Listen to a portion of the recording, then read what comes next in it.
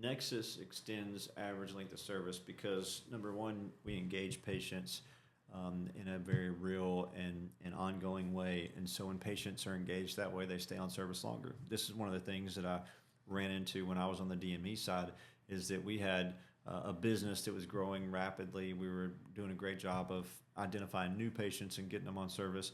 But at some point along the way, we got to where our attrition or the number of patients we were picking up was about equal to how many we were setting up. So we were on this spike. All of a sudden we plateaued off because we were picking up as many patients as we set up.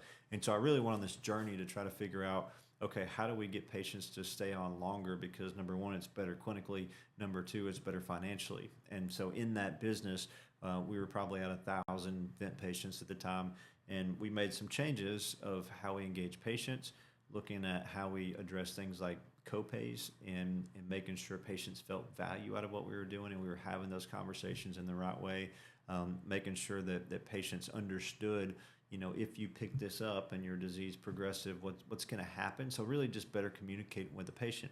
And in that process, we went from an average length of service in my previous business of about 14 months up to 20 or so months. And so we saw that we could make an impact. And then instead of attrition and growth being about flat, we started to grow again because we were picking up less patients than we were setting up. And that was really contributed to increases in length of stay. So that 10, 15 years ago kind of started this journey of how do we focus on length of service, average length of service, so that we can really address the clinical side of it and the business side of it.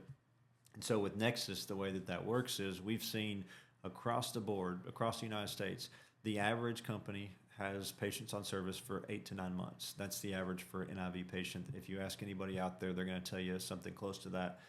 So 8 to 9 months. What we see in Nexus today is between 20 and 26 months, the average time somebody stays on service. So you just think about the clinical benefit of that, and then think about the financial benefit of that. They're both huge. And so the idea that if you engage patients the way that we are in Nexus, and we track compliance ongoing and we track data ongoing, and it tells us a story about how do we continue to engage and get the patient involved in their care and get excited about their care, all those things result in patients staying on service longer. And we've got calculators, again, that we've built so we could say, hey, look, if your average length of service is X months, say it's 9, the national average, and you plug them into Nexus, what you're going to see over the next few years is you're going to see an increase in length of service. That is a bigger revenue driver than even new patient acquisition, because if you start to look at a small impact in average length of service makes a bigger impact on revenue long term than even increasing your patient acquisition numbers. So it's a huge part of how do you drive better clinical outcomes and how do you drive revenue at the same time and continue to grow and expand your business.